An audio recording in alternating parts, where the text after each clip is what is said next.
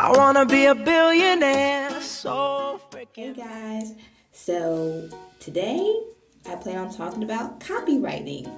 That's what I worked on today. So I was trying to find a way to have protection for my scarf so that when I start selling it, people just can't be like, oh, that's cool, I'm just going to recreate it and sell it and make money off of it too. F peach. No. I'm going to try my best to keep it as protected as possible for right now so that at least when I go to sell it, I'm more comfortable with putting it out there in the public for everybody to see. So I've been doing research on copywriting, and sometimes the definitions to me are just, what? So I had to take my time, reread everything, and then figure out my own terms. So I'm going to explain what copywriting is in English so that everybody can understand it. And then hopefully you'll be able to understand a little bit better, and then you can get forward moving with copywriting, whatever it is that you're working on. First question, what is a copyright? A copyright is something that protects any kind of work created by you by law. So anything like a play you wrote, poetry, a book, blueprints, music, sculptures, anything like that that was created by an artist and is considered artwork can be protected by copyright. Okay, so now you're like, all right, I get what a copyright is, but that kind of sounds very similar to patents and trademarks. So what's the difference between the three? Well, like I just said, a copyright is a protection of a work of art, software, music, literature, etc., etc. A patent protects discoveries and innovations, meaning any kind of invention and how it works. And trademarks protect phrases, words, or symbols, or logos. So now that we have the distinction between all three, let's go back to copyrights. So when is your product or whatever you created protected?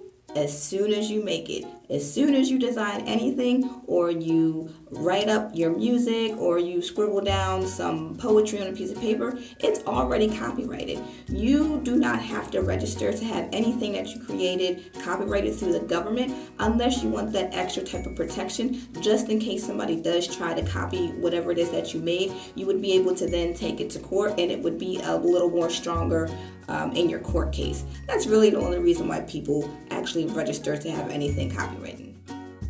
And I know if you're looking at this video, you've probably already looked at a bunch of other videos, and you might have come across videos that talk about the poor man's copyright, or in other cases, they have the poor man's patent. Well, with the poor man's copyright, that's basically when you would mail yourself whatever it was that you created. So in my instance, it would be a scarf.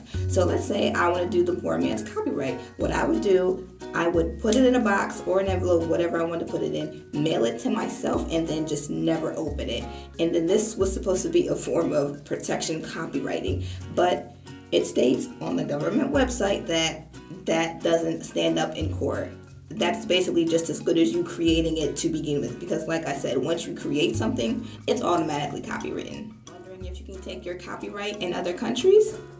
You sure can. Your copyrighted object is protected in any country that the US is friendly with for right now. So if we happen to go to war with somebody, it might not be copyright protected in that country anymore. So we'll see how Trump does. Who can register for a copyright?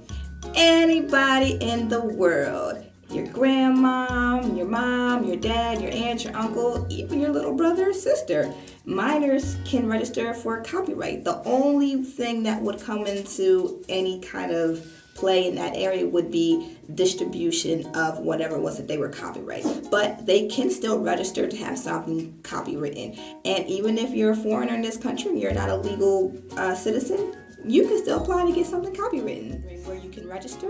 Right on the government website, copyright.gov. I'll put the link in the description below for you. So you go on that website, create a username and password, as you have to do for everything in this world. And you just go through the process. You click on what kind of copyright you want, and then most likely you're going to have to send some form of description of what it is. So you can either send in a physical copy of it through the mail, you can take a picture of it, you can video record it. If it's like a a writing or like poetry, you can just send a copy of it. But they're going to need some kind of documentation of whatever your product is or your creation is to go in your copyright file. How much does it cost to get something copywritten? $55 for the standard fee. If you're filing one piece of work, it's only $35. Now, just a quick tip for you.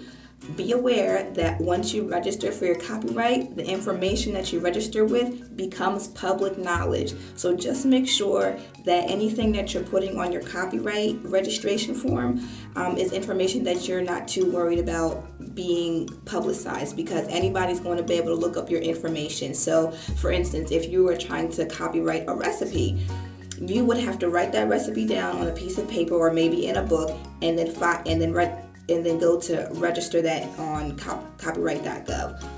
But however, if you have like some kind of a secret sauce or secret formula that goes into that recipe, don't write it down, because it's not going to be a secret anymore, because it's going to be out there for everybody to see. So if your cookies are banging because you got grandma's old school sugar mixed all up in that cookie, everybody's going to be making grandma's old school cookies, so don't do it. So just be sure that you want whatever information that you're registering with to be out in the public. How long does a copyright last? For your entire life and 70 years after you've gone. It lasts for a very long time, so don't worry about it ever expiring. You're never going to have to refile for it again. Once you register for it, it's protected for you and only you. So I think I covered the basics of the copywriting, from what I read today on break at work. So if you have any other questions, feel free to let me know in the comments. I'm willing to answer your questions, whatever you have. Don't forget to go to that website, copyright.gov. It has everything you could possibly need. And it answers all your questions. It even has like a little facts and tips section that has some ridiculous questions that I'm sure somebody has asked before, like, can I copyright my sighting of Elvis? Where are you seeing Elvis at? Somebody down in Las Vegas that's dressed up? I mean, maybe the king is still here. I mean, I don't really know, but I'm just saying. But anyways, don't forget to go to that website, do all your research, make sure this is something that you really want to do, so that you can get your creation protected. And good luck, stay motivated, and what would you do if you weren't afraid? Bye. Better prepare for when I'm a bit